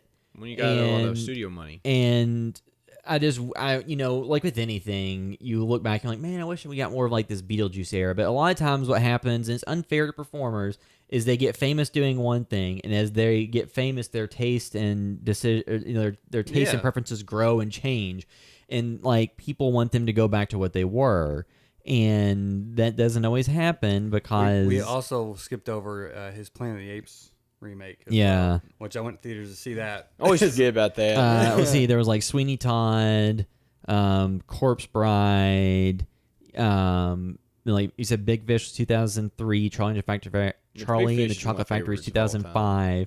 2005. His Planet of the Apes remake, not Mars a huge fan. Attacks. Forever Sleepy Mars Hollow, Attacks. Mars Attacks, Ed Wood. Batman Returns is one that just makes me so sad we never saw another Batman movie from him would look like. Not because they were great Batman movies, they were just weird ass they Tim were Burton. good. No, here's the thing though. My point was sticking to the canon of the character, not very close at all. No. But he created his own Batman universe that was like this really out there artistic vision, and I liked it a lot, and I would like to have seen more of it. So did they meet the definition of the Batman comics? Not really, but I liked what that universe was. But then the animated and Batman series- Returns made me really miss not seeing what that movie evolution would have looked like. But the animated series kind of continued. It did. Yeah, I mean, a the little animated bit. series was excellent. It's just like seeing what Tim Burton did in Batman Returns with Penguin and Catwoman. I would have loved to seen what he did with Scarecrow and some other characters. Yeah. Because he would have probably made almost a horror movie, and because Batman Returns caused a lot of problems for Warner Brothers because they looked at the character design for the Penguin and said, "We can't put this." He's like as we- gross as Beetlejuice. We can't put him. Yeah. We Or can't. more. We If- can't yeah, put. he's We can't grosser. put out a Happy Meal box that shows him with black goo coming out of his mouth, wearing like a onesie. What are you doing? Yes, you can, McDonald's. So you know, so all these things. Then you know, so he had Batman Returns, Edward Scissorhands, Batman, Beetlejuice, and so in that little era, and then you know he had like the early '80s. He had like Frankenweenie, which was like that short. Yeah, he did the short, and then didn't he make a feature of that? Yeah, so the yeah, feature of Frankenweenie was 2012. I enjoyed that.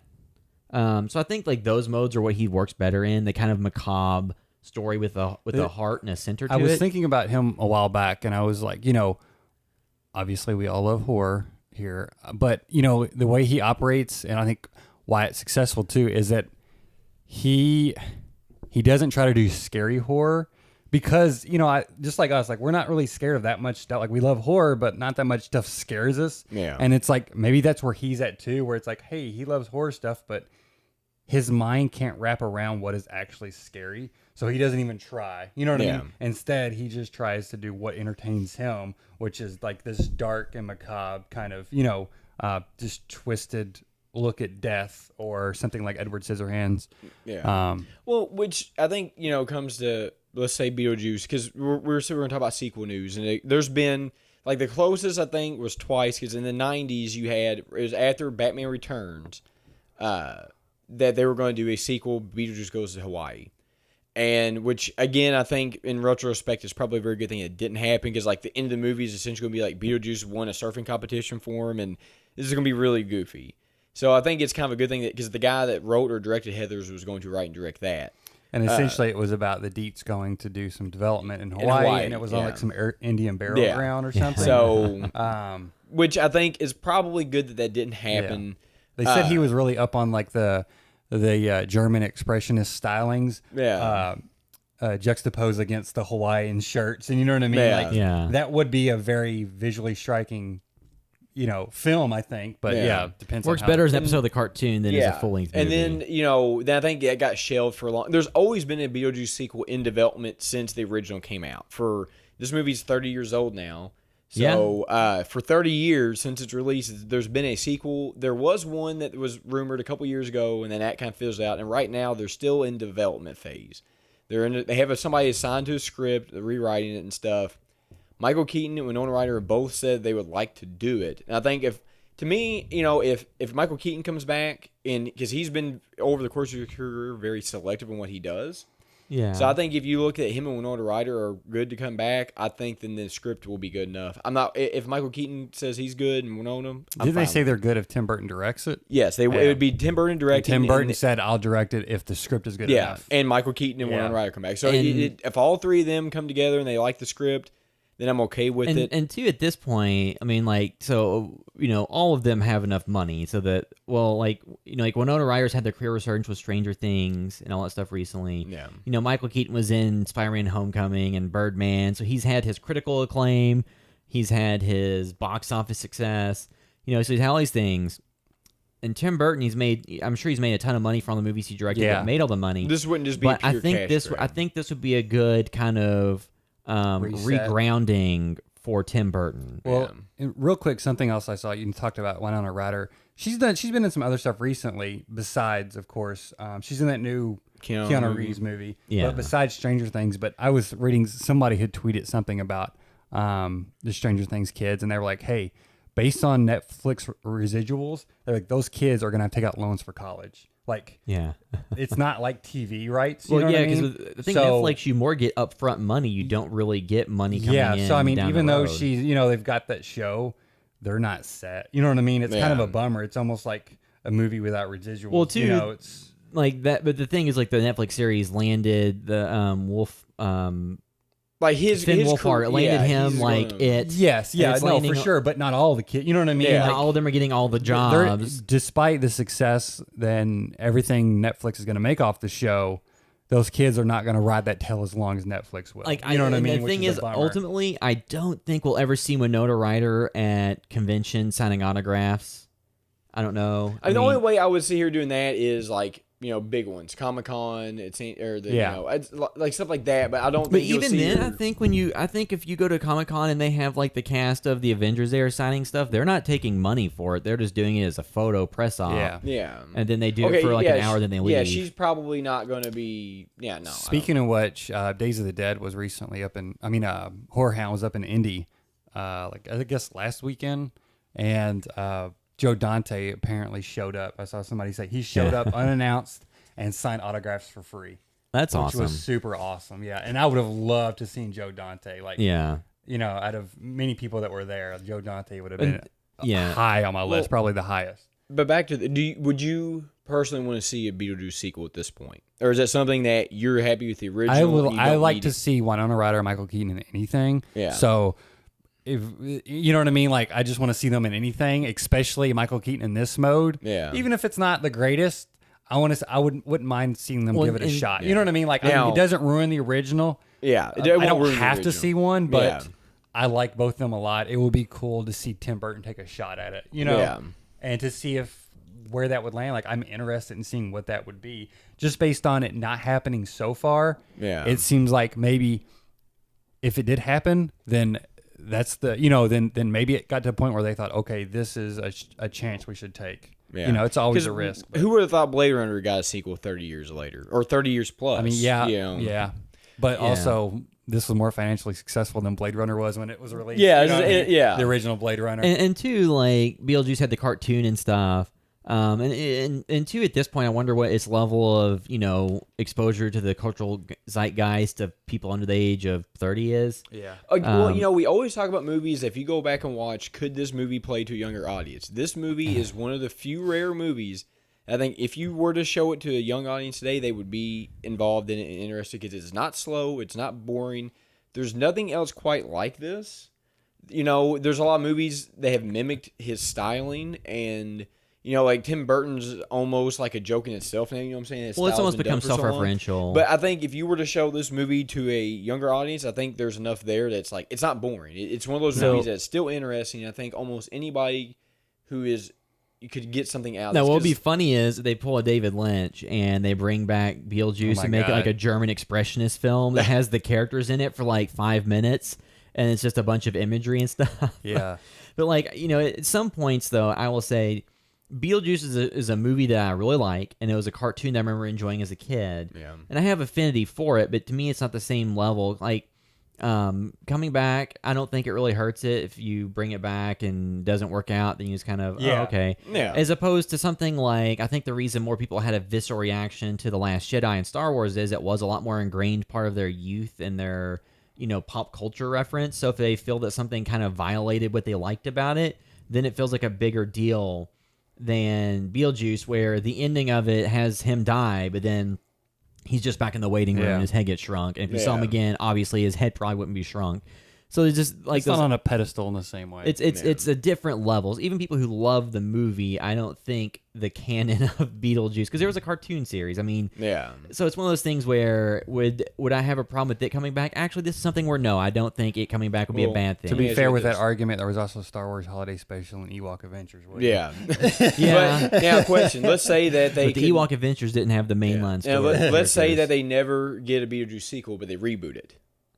I don't think they should. Now, that's where I'm like, I don't know if a reboot... Again, it's not going to hurt the original. Yeah. So it's like, but at this point, with all the people still involved, I think you try to do a sequel. I would say, like I said, at this point, you put Michael Keaton in the makeup. Yeah. He's not, Why not? Yeah. Unless he just flat out says absolutely What if not. there was Russell Brand as Beetlejuice? Oh my God! No, he's the absolute worst. No, or he Dane did- Cook. No, Russell Brand or Dane Cook. No, a YouTuber. Oh, no. Hi, guys. I pooped my pants. I'm going to unbox this head, the shrunken head. What do you think about this? Yeah. Hit me up on my links. I yeah. found a DVD that my parents made, I guess when I graduated or something, but it was like a bunch of pictures. Like you can like take the pictures up to Myers or whatever. And there's a picture of me, which I remember this guy when I went to Universal Studios in LA. He was a Beetlejuice impersonator, and he was so damn good. Like that's when my grandparents like, let's get a picture with him.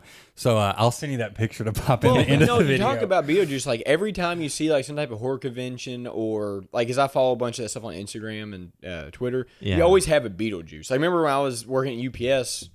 This was 2 years ago. I was working there around Halloween. And there was a person on the bus. There's a woman who had dressed up like Beetlejuice for Halloween. So, I mean, it's still, like, culturally relevant because, like, I would say that she was probably younger than me. So, I mean, you're talking early 20s. So, it's like, I mean, people still know of it. And it's Tim Burton who I think just has an appeal to younger audiences still. Like, you go into, I haven't been to Hot Topic in a long time, but when you used to go to Hot Topic and Spencer's, you had, like, a ton of Nightmare Before Christmas or whatever it is. Yeah. And bunch of Corpse Bride. Nightmare Before Christmas was so huge for so long, and it's still huge. And it's like, I don't know if I think that was a Tim Burton produced movie. Yeah, he didn't Right. direct it, but he was heavily involved. Yeah. in I it. think So- he wrote it too. Yeah. One of the co-writers. But you have like, that was a Tim, and again, like those movies, and like James and the Giant Peach and all this stuff, like those appeal to younger people still to today. So I think that there would be an interest. Just throwing Tim Burton's name on it, I think alone, people are going to be interested, just because he is a bigger name. But I would like for it to happen. Again, I just like seeing Winona Ryder and Michael Keaton work. Yeah. And Michael Keaton's still very, obviously, and he's won an Oscar recently, and then you had his portrayal way didn't inspire me. Like, he's not just Bruce Wilson it up. He doesn't phone it in. No. I think if he were to be in the movie, you're going to get the same level he put in Spider-Man he's Homecoming or sharp as a Birdman tack. Yeah. or whatever. So that's where I'm not. And Winona Ryder's had a resurgence. So I think when you put them in the movie, you're not going to get this, like, whatever. She only's having a resurgence because she got shunned for shoplifting. You Which know is what I mean? funny Like, because if you look at what people do today that are actor and actresses, like that wouldn't even be a blip on the radar. But Yeah. in the early 2000s, that pretty much killed her Yeah, out for like, a long time. she Somebody- started coming back. I feel like around the time of like Black Swan. Yeah, 'Cause Black Swan was They the- paired her yeah. against Natalie Portman because it's like, she's like the old Natalie Portman as far as being a hugely successful young actress and everything. Like that was the reason for casting her opposite of her in that. So I guess we can give what our scores are on Beetlejuice and start to wrap it up. So giving it a score out of 10, what's the, all these reviews are kind of subjective. You can't really rank one score versus another really, because it's mostly just to say like, because some of these movies too, it's like you have a nostalgic value you can't really remove from your view of a movie. Because like when we talk about the Blair Witch Project, I was like, well, if you just watch it today, you're 15, 16 or whatever. MJ Jones gave us a comment about that too. Yeah. Yeah. So I mean, but when Beetlejuice to me, it's not like my favorite movie of all time, but it's still like a solid 8-9. Like I still think it's, at the minimum to me, it's an 8. It's not like one of my top 10 movies of all time. It's a movie I really enjoy and I do rewatch from time to time. Or if I come in and it's on TV somewhere, I'll watch it. Beetlejuice to me, I mean, I love it. It's obviously it's one of my favorite Tim Burton films. Which I pair up there with Big Fish, which is one of my favorites of all time. It's a 10 out of 10. I could watch it. I can never get tired of watching this movie. It's so original. You know, I just love the sets, the afterlife they've created. Like, there's so much to this movie, and it doesn't over-explain. There's still a lot of mystery and intrigue, and it's just everything about it, you know, with Winona Ryder, Michael Keaton, Alec Baldwin, Gene Davis. Like, everybody is perfect in the movie. There's not one part of this movie I can't stand. There are some movies that I love that have moments where you just, once you get past it, you get into like the good stuff. And there is not a moment in this movie like that.